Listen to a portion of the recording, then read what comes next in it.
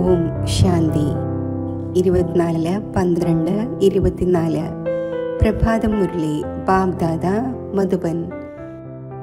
ബാബു പറയുന്നു, മധുരമായ കുട്ടികളെ, അപാര സന്തോഷത്തിലും ലഹരിയിലും ഇരിക്കുന്നതിനായി ദേഹാഭിമാനത്തിൻ്റെ രോഗം ഉപേക്ഷിച്ച് പ്രീതബുദ്ധിയാകൂ. തൻ്റെ പെരുമാറ്റം നല്ലതാക്കൂ. ചോദ്യം: ഏത് കുട്ടികൾക്ക് ജ്ഞാനത്തിൻ്റെ തലകീഴായ ലഹരി കയറുക സാധ്യമല്ല? ഉത്തരം: ആരാണോ ബാബയെ യഥാർത്ഥമായി അറിഞ്ഞ് ഓർമ്മിക്കുന്നത്, ഹൃദയപൂർവം ബാബയുടെ മഹിമ ചെയ്യുന്നത്, ആർക്കാണോ പഠനത്തിൽ പൂർണ്ണ ശ്രദ്ധയുള്ളത്, അവർക്ക് ജ്ഞാനത്തിൻ്റെ തലകീഴായ ലഹരി കയറുക സാധ്യമല്ല. ആരാണോ ബാബയെ സാധാരണമായി മനസ്സിലാക്കുന്നത്, അവർക്ക് ബാബയെ ഓർമ്മിക്കുവാൻ സാധിക്കില്ല. ഓർമ്മിക്കുമായിരുന്നെങ്കിൽ തൻ്റെ സമാചാരവും ബാബയ്ക്ക് തീർച്ചയായും നൽകിയേനെ.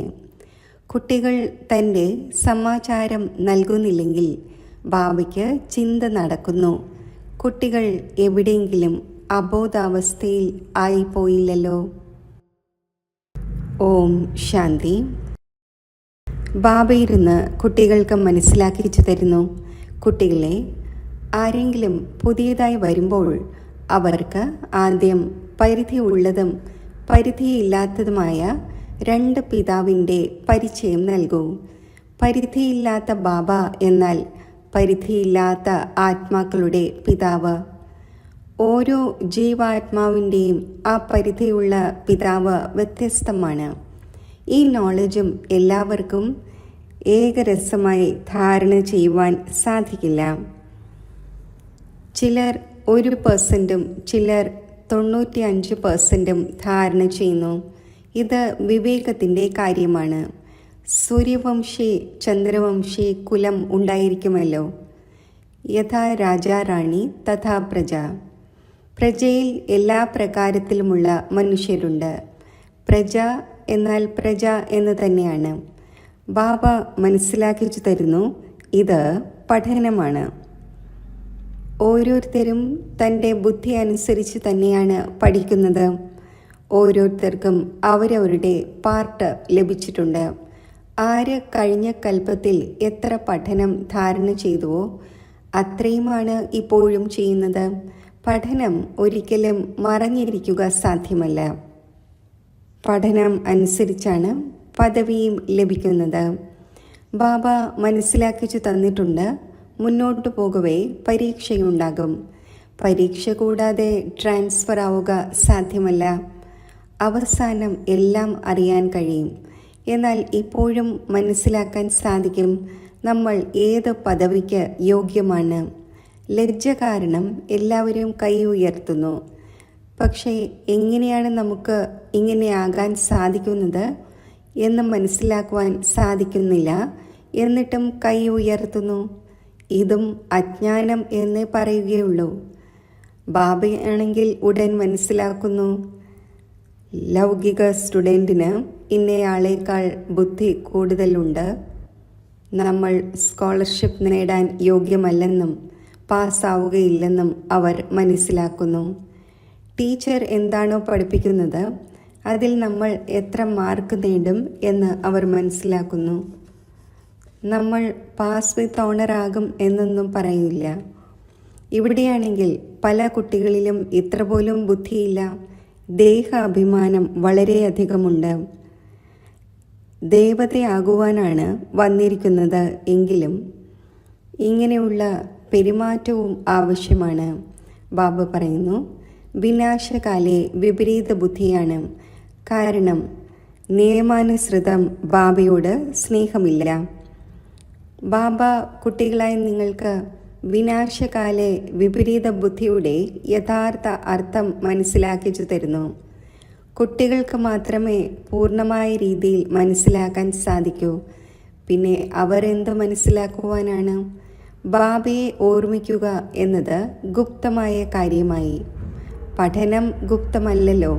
പഠനത്തിൽ നമ്പർ വൈസാണ്. ഒരേപോലെ പഠിക്കുകയില്ല. ബാബ മനസ്സിലാക്കുന്നു, ഇപ്പോൾ ബേബിയാണ്. ഇങ്ങനെയുള്ള പരിധിയില്ലാത്ത ബാബയെ 3-4 മാസം ഓർമ്മിക്കുക പോലും ചെയ്യുന്നില്ല. ഓർമ്മിക്കുന്നുണ്ടോ എന്നെങ്ങനെയാണ് അറിയാൻ കഴിയുന്നത്? ഞാൻ എങ്ങനെയാണ് പോയിക്കൊണ്ടിരിക്കുന്നത്, എന്തെല്ലാം സർവീസ് ചെയ്യുന്നു എന്ന് ബാബയ്ക്ക് കത്ത് പോലും എഴുതുന്നില്ല. ബാബയ്ക്ക് കുട്ടികളുടെ എത്ര ചിന്തയാണുള്ളത്? എവിടെയെങ്കിലും കുട്ടി അബോധാവസ്ഥയിലായിപ്പോയോ, കുട്ടി മരിച്ചു പോയില്ലല്ലോ എന്നെല്ലാം. ചിലരാണെങ്കിൽ ബാബയ്ക്ക് എത്ര നല്ല നല്ല സർവീസ് സമാചാരം എഴുതുന്നു. കുട്ടി ജീവനോടെ ഉണ്ട് എന്ന് ബാബയും മനസ്സിലാക്കുന്നു. സർവീസ് ചെയ്യുന്ന കുട്ടികൾ ഒരിക്കലും മറഞ്ഞിരിക്കുക സാധ്യമല്ല. ബാബയാണെങ്കിൽ ഏത് കുട്ടി എങ്ങനെയാണ് എന്ന് ഓരോ കുട്ടിയുടെയും ഹൃദയം പരിശോധിക്കുന്നു. ദേഹാഭിമാനത്തിൻ്റെ രൂപം വളരെ കടുത്തതാണ്. ബാബ മുരളിയിൽ മനസ്സിലാക്കിച്ചു തരുന്നു. പലർക്കും ജ്ഞാനത്തിൻ്റെ തലകീഴായ ലഹരി കയറുന്നു. അഹങ്കാരം വന്നു പോകുന്നു. പിന്നെ ഓർമ്മിക്കുകയും ചെയ്യുന്നില്ല, കത്തും എഴുതുന്നില്ല. അപ്പോൾ ബാബയും എങ്ങനെയാണ് ഓർമ്മിക്കുക? ഓർമ്മയിലൂടെയാണ് ഓർമ്മ ലഭിക്കുന്നത്. ഇപ്പോൾ കുട്ടികളായ നിങ്ങൾ ബാബയെ യഥാർത്ഥമായി അറിഞ്ഞ് ഓർമ്മിക്കുന്നു, ഹൃദയപൂർവ്വം മഹിമ ചെയ്യുന്നു. ചില കുട്ടികൾ ബാബയെ സാധാരണമായി മനസ്സിലാക്കുന്നു, അതിനാൽ ഓർമ്മിക്കുന്നില്ല. ബാബ പുറമോടിയൊന്നും കാണിക്കുകയില്ല. ഭഗവാൻ വാച, ഞാൻ നിങ്ങൾക്ക് വിശ്വത്തിൻ്റെ രാജപദം നൽകുന്നതിനായി രാജയോഗം പഠിപ്പിക്കുകയാണ്. നമ്മൾ വിശ്വത്തിൻ്റെ ചക്രവർത്തി പദം നേടുന്നതിനായി പരിധിയില്ലാത്ത ബാബയിൽ നിന്നും പഠിക്കുന്നു എന്ന് നിങ്ങൾ മനസ്സിലാക്കുന്നില്ല. ഈ ലഹരി ഉണ്ടായിരുന്നുവെങ്കിൽ അപാര സന്തോഷത്തിൻ്റെ രസം സദാ കയറിയിരുന്നേനെ. ഗീത പഠിക്കുന്നവർ പറയുന്നു, ശ്രീകൃഷ്ണ ഭഗവാൻ ഉവാച, ഞാൻ രാജയോഗം പഠിപ്പിക്കുന്നു, ഇത്രമാത്രം. അവർക്ക് രാജപദം നേടുന്നതിൻ്റെ സന്തോഷം ഉണ്ടായിരിക്കില്ല. ഗീത പഠിച്ചു പൂർത്തിയാക്കി അവരവരുടെ തൊഴിൽ കാര്യങ്ങളിലേക്ക് പോവുകയും ചെയ്തു. നിങ്ങൾക്കാണെങ്കിൽ ഇപ്പോൾ ബുദ്ധിയിലുണ്ട്. നമ്മളെ പരിധിയില്ലാത്ത ബാബ പഠിപ്പിക്കുന്നു. അവർക്ക് ഇങ്ങനെ ബുദ്ധിയിൽ വരികയില്ല. അപ്പോൾ ആദ്യം ആരെല്ലാം വരുന്നുവോ അവർക്ക് 2 പിതാവിൻ്റെ പരിചയം നൽകണം. പറയൂ, ഭാരതം സ്വർഗമായിരുന്നു, ഇപ്പോൾ നരകമാണ്. ഇത് കലിയുഗമാണ്. ഇതിനെ സ്വർഗം എന്ന് പറയുകയില്ല. സത്യയുഗത്തിലുമാണ് കലിയുഗത്തിലുമാണ് എന്ന് പറയുകയില്ല. ആർക്കെങ്കിലും ദുഃഖം ലഭിച്ചുവെങ്കിൽ നരകത്തിലാണ് എന്ന് പറയും. ആർക്കെങ്കിലും സുഖമുണ്ടെങ്കിൽ സ്വർഗത്തിലാണ് എന്ന് പറയും. ദുഃഖിതരായ മനുഷ്യർ നരകത്തിലാണ്. നമ്മൾ വളരെയധികം സുഖത്തിലിരിക്കുകയാണ് എന്ന് ധാരാളം പേർ പറയുന്നു. കൊട്ടാരങ്ങളും മാളികകളും വാഹനങ്ങളും ഉണ്ട്. നമ്മൾ സ്വർഗത്തിലാണ്. ഗോൾഡൻ ഏജും അയൺ ഏജും ഒരേ കാര്യമാണ് എന്ന് വിചാരിക്കുന്നു. ആദ്യം 2 പിതാവിൻ്റെ കാര്യം ബുദ്ധിയിൽ ഇരുത്തണം. ബാബ തന്നെയാണ് സ്വയം തൻ്റെ തിരിച്ചറിവ് നൽകുന്നത്. ആ ഒന്ന് എങ്ങനെ സർവ്വവ്യാപിയാകും? ലൗകിക പിതാവിനെ സർവ്വവ്യാപി എന്ന് പറയുമോ? ഇപ്പോൾ നിങ്ങൾ ചിത്രത്തിൽ ആത്മാവിൻ്റെയും പരമാത്മാവിൻ്റെയും രൂപം ഒന്ന് തന്നെയാണ്, അതിൽ വ്യത്യാസമൊന്നുമില്ല എന്ന് കാണിക്കുന്നു. ആത്മാവും പരമാത്മാവും ചെറുതും വലുതുമൊന്നുമല്ല. എല്ലാവരും ആത്മാക്കളാണ്. ആ ഒന്നും ആത്മാവാണ്. ആ ഒന്ന് സദാ പരംധാമത്തിൽ വസിക്കുന്നു. അതിനാൽ ആ ഒന്നിനെ പരമാത്മാ എന്ന് പറയുന്നു. കേവലം നിങ്ങൾ ആത്മാക്കൾ എങ്ങനെ വരുന്നുവോ അതേപോലെ ഞാൻ വരുന്നില്ല. ഞാൻ അന്തിമത്തിൽ ഈ ശരീരത്തിൽ വന്ന് പ്രവേശിക്കുന്നു. ഈ കാര്യങ്ങൾ പുറത്തുള്ളവർക്ക് മനസ്സിലാക്കുവാൻ സാധിക്കില്ല. കാര്യം വളരെ സഹജമാണ്. വ്യത്യാസം കേവലം ഇത്രമാത്രമാണ്. പിതാവിന് പകരം വൈകുണ്ഠവാസിയായ ശ്രീകൃഷ്ണൻ്റെ നാമം ചേർത്തിരിക്കുകയാണ്. ശ്രീകൃഷ്ണൻ വൈകുണ്ഠത്തിൽ നിന്നും നരകത്തിൽ വന്ന് രാജയോഗം പഠിപ്പിച്ചുവോ? ദേഹസഹിതം എന്നതും എന്നെ മാത്രം ഓർമ്മിക്കൂ എന്നതും ശ്രീകൃഷ്ണന് എങ്ങനെ പറയുവാൻ സാധിക്കും? ദേഹധാരിയുടെ ഓർമ്മയിലൂടെ പാപം എങ്ങനെ ഇല്ലാതാകും? ശ്രീകൃഷ്ണൻ ഒരു ചെറിയ കുട്ടിയാണ്. സാധാരണ മനുഷ്യൻ്റെ വൃദ്ധ ശരീരത്തിൽ വരുന്ന ഞാനെവിടെ? എത്ര വ്യത്യാസമുണ്ടായിരിക്കുകയാണ്! ഈ ഒരേ ഒരു തെറ്റ് കാരണം എല്ലാ മനുഷ്യരും പതീതവും ദരിദ്രവും ആയിരിക്കുകയാണ്. ഞാൻ സർവവ്യാപിയല്ല, ശ്രീകൃഷ്ണൻ സർവവ്യാപിയല്ല. ഈ ശരീരത്തിൽ ആത്മാവ് സർവവ്യാപിയാണ്. എനിക്ക് സ്വന്തം ശരീരവുമില്ല. ഓരോ ആത്മാവിനും അവരവരുടേതായ ശരീരമുണ്ട്. ഓരോ ശരീരത്തിനും വ്യത്യസ്ത പേരുകൾ വയ്ക്കപ്പെടുന്നു. എനിക്ക് ശരീരമില്ല, എൻ്റെ ശരീരത്തിനൊരു പേരുമില്ല. ഞാനാണെങ്കിൽ വൃദ്ധ ശരീരം സ്വീകരിക്കുന്നു. അപ്പോൾ ഇദ്ദേഹത്തിൻ്റെ പേര് മാറ്റി ബ്രഹ്മാവ് എന്ന് വച്ചിരിക്കുകയാണ്.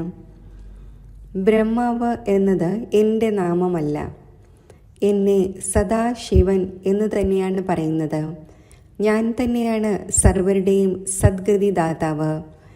ആത്മാവിനെ സർവരുടെയും സദ്ഗതി ദാതാവ് എന്ന് പറയില്ല. എപ്പോഴെങ്കിലും പരമാത്മാവിൻ്റെ ദുർഗതി ഉണ്ടാകുന്നുവോ? ആത്മാവിൻ്റെ തന്നെയാണ് ദുർഗതിയും ആത്മാവിൻ്റെ തന്നെയാണ് സദ്ഗതിയും ഉണ്ടാകുന്നത്. ഈ എല്ലാ കാര്യങ്ങളും വിചാരസാഗര മഥനം ചെയ്യേണ്ടവയാണ്. ഇല്ലെങ്കിൽ മറ്റുള്ളവരെ എങ്ങനെ മനസ്സിലാക്കിക്കും? എന്നാൽ മായ ഈ വിധം ദുർഘടമാണ്. അത് കുട്ടികളുടെ ബുദ്ധിയെ മുന്നോട്ട് പോകാൻ അനുവദിക്കുന്നില്ല. പകൽ മുഴുവൻ അവിടെയും ഇവിടെയുമുള്ള കാര്യങ്ങളിൽ തന്നെ ടൈം വേസ്റ്റ് ചെയ്യുന്നു. ബാബയിൽ നിന്നും വീഴ്ത്തുന്നതിനായി മായ എത്ര ഫോഴ്സ് പ്രയോഗിക്കുന്നു. പിന്നെ ചില കുട്ടികൾ തകർന്നു പോകുന്നു. ബാബയെ ഓർമ്മിക്കാത്തത് കാരണം അവസ്ഥ അചഞ്ചലവും ആടാത്തതും ആകുന്നില്ല. ബാബ അടിക്കടി എഴുന്നേൽപ്പിക്കുന്നു, മായ വീഴ്ത്തുന്നു. ബാബ പറയുന്നു, ഒരിക്കലും തോറ്റുപോകരുത്. കൽപ്പകൽപ്പങ്ങളിൽ ഇങ്ങനെ ഉണ്ടാകുന്നു. പുതിയ കാര്യമൊന്നുമല്ല. മായാജീത് അന്തിമത്തിൽ ആകുക തന്നെ ചെയ്യും. രാവണ രാജ്യം ഇല്ലാതാവുക തന്നെ വേണം. പിന്നെ നമ്മൾ പുതിയ ലോകത്തിൽ രാജ്യം ഭരിക്കും. കൽപ്പകൽപ്പങ്ങളിൽ മായാജീത് ആയിട്ടുണ്ട്. എണ്ണമറ്റ തവണ പുതിയ ലോകത്തിൽ രാജ്യം ഭരിച്ചു. ബാബ പറയുന്നു, ബുദ്ധിയെ സദാ ബിസിയാക്കി വയ്ക്കൂ, അപ്പോൾ സദാ സേഫ് ആയിരിക്കും. ഇതിനെ തന്നെയാണ് സ്വദർശന ചക്രധാരി എന്ന് പറയുന്നത്. പിന്നെ ഇതിൽ ഹിംസയുടെയോ മറ്റോ കാര്യമില്ല. ബ്രാഹ്മണൻ തന്നെയാണ് സ്വദർശന ചക്രധാരിയാകുന്നത്. ദേവതമാര് സ്വദർശന ചക്രധാരി എന്ന് പറയില്ല. പതീത ലോകത്തിൻ്റെ ആചാരരീതികളും ദേവീദേവന്മാരുടെ ആചാരരീതികളും തമ്മിൽ വളരെയധികം വ്യത്യാസമുണ്ട്. മൃത്യുലോകത്തിലുള്ളവർ തന്നെയാണ് പതീത പാവനായ ബാബയെ വിളിക്കുന്നത്.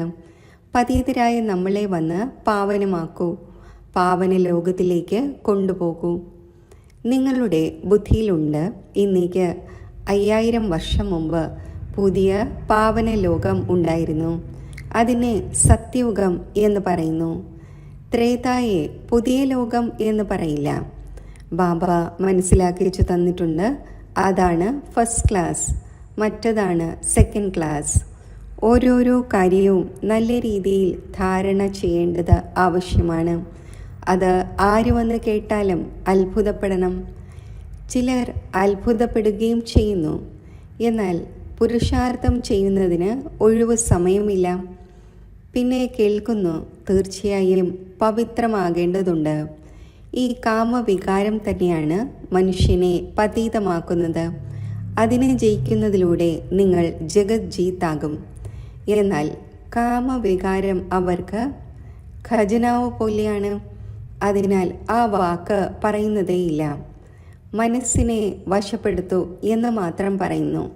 എന്നാൽ മനസ്സ് ശാന്തമാകുന്നത് ശരീരത്തിൽ ഇല്ലാതിരിക്കുമ്പോഴാണ്. ബാക്കി മനസ്സ് ഒരിക്കലും ശാന്തമാകുന്നതേയില്ല. ദേഹം ലഭിക്കുന്നത് കർമ്മം ചെയ്യുന്നതിന് വേണ്ടിയാണ്. അപ്പോൾ പിന്നെ കർമാതീത അവസ്ഥയിൽ എങ്ങനെയിരിക്കും? കർമാതീത അവസ്ഥ എന്ന് പറയുന്നത് ജഡത്തെയാണ്. ജീവിച്ചിരിക്കെ ജഡം അഥവാ ശരീരത്തിൽ നിന്നും ഡിറ്റാച്ച്. ബാബ നിങ്ങളെ ശരീരത്തിൽ നിന്നും വേറിട്ടവർ ആകുന്നതിനുള്ള പഠനം പഠിപ്പിക്കുന്നു. ശരീരത്തിൽ നിന്നും ആത്മാവ് വേറെയാണ്. ആത്മാവ് പരംധാമത്തിൽ വസിക്കുന്ന ഒന്നാണ്. ആത്മാവ് ശരീരത്തിൽ വരുമ്പോൾ അതിനെ മനുഷ്യൻ എന്ന് പറയുന്നു. ശരീരം ലഭിക്കുന്നത് തന്നെ കർമ്മം ചെയ്യുന്നതിന് വേണ്ടിയാണ്. ഒരു ശരീരം ഉപേക്ഷിച്ച് പിന്നെ മറ്റൊരു ശരീരം കർമ്മം ചെയ്യുന്നതിനായി എടുക്കേണ്ടതുണ്ട്. ശാന്തി ഉണ്ടാകുന്നത് ശരീരത്തിൽ അല്ലാത്തപ്പോഴാണ്. മൂലവതനത്തിൽ കർമ്മം ഉണ്ടാകുന്നില്ല.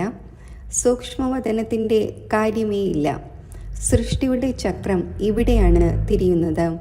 ബാബയെയും സൃഷ്ടിചക്രത്തെയും അറിയണം. ഇതിനെ തന്നെയാണ് നോളജ് എന്ന് പറയുന്നത്. സൂക്ഷ്മവതനത്തിൽ വെള്ള വസ്ത്രധാരിയില്ല. അലങ്കൃതവും നാഗ ഇഴ ജന്തുക്കളെ ധരിക്കുന്ന ശങ്കരോ മറ്റോ ഇല്ല. പിന്നെ ബ്രഹ്മാവിൻ്റെയും വിഷ്ണുവിൻ്റെ രഹസ്യം ബാബ മനസ്സിലാക്കിച്ചു തന്നുകൊണ്ടിരിക്കുന്നു. ബ്രഹ്മാവ് ഇവിടെയാണ്. വിഷ്ണുവിൻ്റെ 2 രൂപവും ഇവിടെയാണ്. അത് കേവലം ഡ്രാമയിലുള്ള സാക്ഷാത്കാരത്തിൻ്റെ പാർട്ടാണ്. അത് ദിവ്യ ദൃഷ്ടിയിലൂടെയാണ് കാണപ്പെടുന്നത്. ക്രിമിനൽ കണ്ണുകളിലൂടെ പവിത്ര വസ്തു കാണപ്പെടുകയില്ല. ശരി, മധുരമധുരമായ സിഖിലെതിരെ കുട്ടികൾക്ക് മാതാവും പിതാവുമായ ബാബ് ദാദയുടെ സ്നേഹസ്മരണകൾ. Good morning. ആത്മീയ പിതാവിൻ്റെ ആത്മീയ കുട്ടികൾക്ക് നമസ്തേ. ധാരണയ്ക്കുള്ള മുഖ്യസാരം: സ്വയം തന്നെ സദാ സേഫ് ആക്കി വയ്ക്കുന്നതിനായി ബുദ്ധിയെ വിചാരസാഗര മഥനത്തിൽ ബിസിയാക്കി വയ്ക്കണം. സ്വദർശന ചക്രധാരിയായി ഇരിക്കണം. അവിടെയും ഇവിടെയുമുള്ള കാര്യങ്ങളിൽ തൻ്റെ സമയം പാഴാക്കരുത്. ശരീരത്തിൽ നിന്നും ഡിറ്റാച്ചായി ഇരിക്കുന്നതിൻ്റെ ഏതൊരു പഠനമാണോ ബാബ പഠിപ്പിക്കുന്നത് അത് പഠിക്കണം. മായയുടെ ഫോഴ്സിൽ നിന്നും രക്ഷിക്കുന്നതിനായി തൻ്റെ അവസ്ഥ അചഞ്ചലവും ആടാത്തതും ആക്കണം.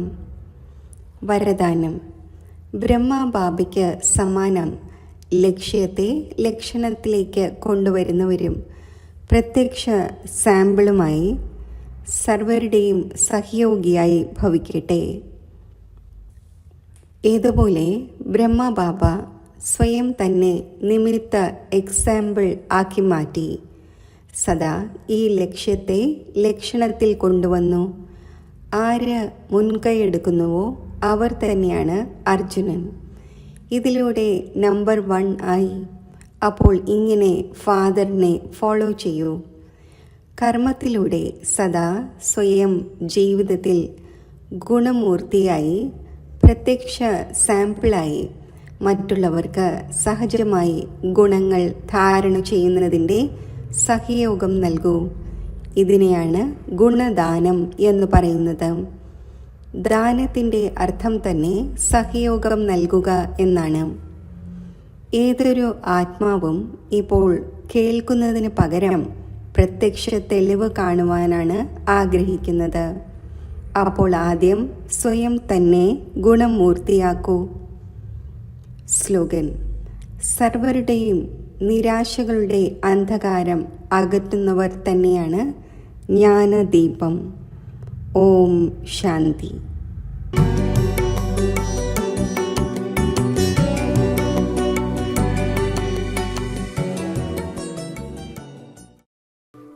ഈ സങ്കല്പങ്ങൾ മനസ്സിൽ കൊണ്ടുവരൂ. മസ്തകത്തിൽ തിളങ്ങുന്ന ഭാഗ്യ നക്ഷത്രമാണ് ഞാൻ.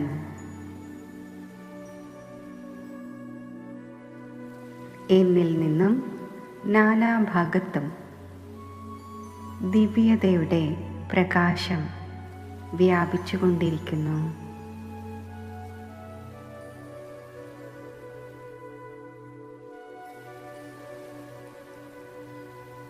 ഒരു സെക്കൻഡിൽ ഞാൻ പരംധാം നിവാസിയാകുന്നു.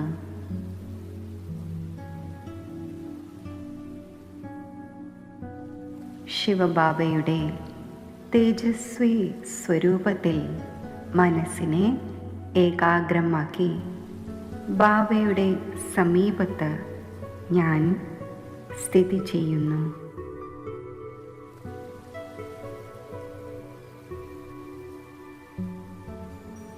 ഭാഗ്യവിധാതാവായ ബാബ,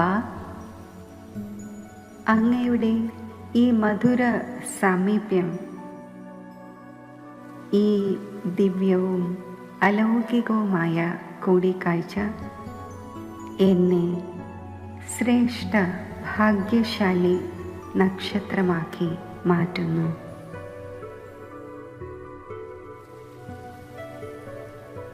സഫലതാ നക്ഷത്രമാക്കി മാറ്റുന്നു. ഹോളി നക്ഷത്രമാക്കി മാറ്റുന്നു. ശാന്തിയുടെ നക്ഷത്രമാക്കി മാറ്റുന്നു. പ്രാപ്തി സ്വരൂപ നക്ഷത്രമാക്കി മാറ്റുന്നു. മധുരമായ ബാബ, സംഗമയുഗത്തിൽ അങ്ങ് നൽകുന്ന ഈ ശ്രേഷ്ഠ ഭാഗ്യത്തിൻ്റെ അധികാരി ആത്മാവായി ഞാൻ സ്വയം അനുഭവിക്കുന്നു.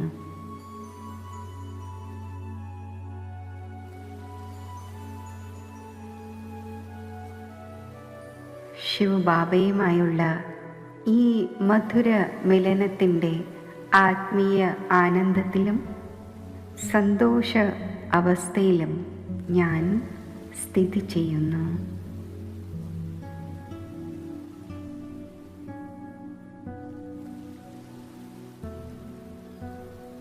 ഈ സ്ഥിതിയിലിരുന്നു കൊണ്ട് പരമാത്മാ പ്രാപ്തികളുടെ ശ്രേഷ്ഠ ഭാഗ്യം ഞാൻ അന്യ ആത്മാക്കൾക്കും പങ്കുവയ്ക്കുന്നു. എന്നിൽ നിന്നും പ്രസരിക്കുന്ന പരമാത്മാ പ്രാപ്തികളുടെ സകാശ് അന്യ ആത്മാക്കളുടെ ആത്മദീപത്തെ പ്രകാശിപ്പിക്കുന്നു.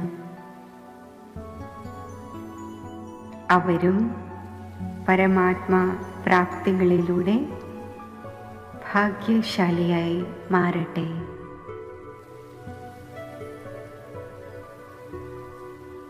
ഭാഗ്യവിധാതാവായ ബാബയുടെ നിരന്തര ഓർമ്മയിലൂടെ എൻ്റെ ഭാഗ്യനക്ഷത്രം അവിനാശിയായി തിളങ്ങട്ടെ.